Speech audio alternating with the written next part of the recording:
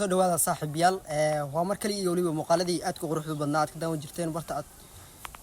kulana YouTube-ka iyo Cawiif Channel fadlan dad nagu cusub tahay nagu soo bir hadaa noo joogtina aad u maasan tahay maanta waxaan ka hadli rabnaa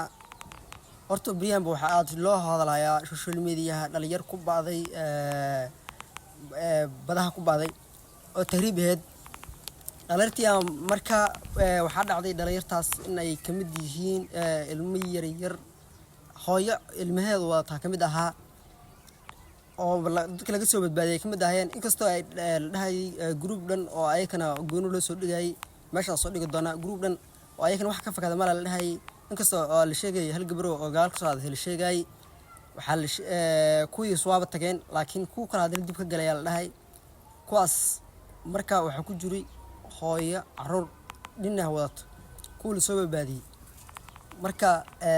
waxa aad u sii badanaysa in lagu baabaa badaha halkaas tahriibka oo bato dhowr marna waa ka hadalnay waa arin aad xasaasi u ah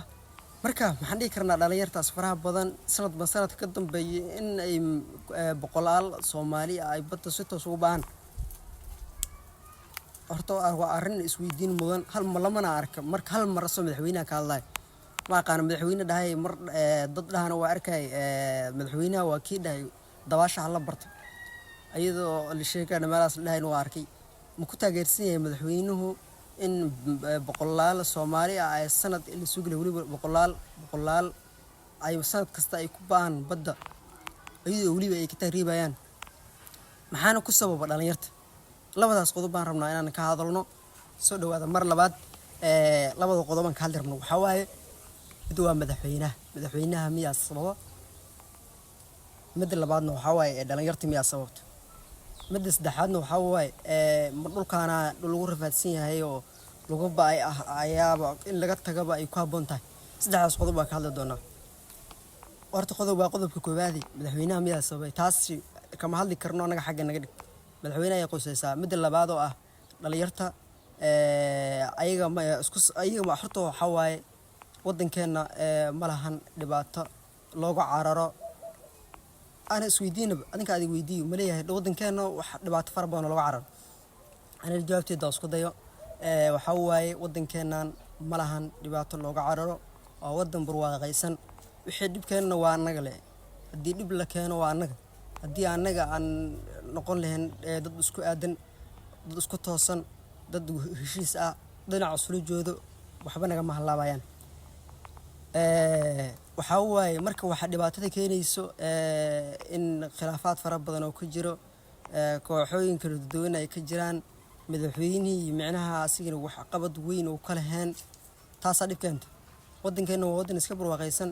inta badan waxay dhalinyartu ku calaacalan ama ay wadankooda ugu tagaan inay dhahaan wadankan wadan ay shaqo taala maaha runta hadda laga hadlo wadankeena wadan ka shaqo badan ma jirto wadankeena aqoon-yahanada haddii xoogsatada dhammaan wadan waxa waaye dhammaan wada qaraaban karaan waaye waa wadan nadiif ah nabadoon marka aad adigoo dhalinyar aad badda galeed wax ugu haboon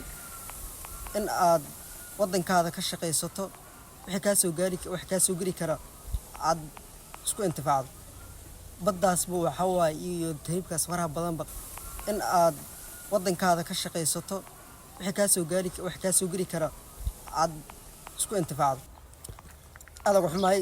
snajado oo gogo'a wax ku duubayna fadlan muuqaalkeena maanta intaas aan ku soo keysiinayna hadda nagu cusub tahay nagu soo bir hadda horno la joogtina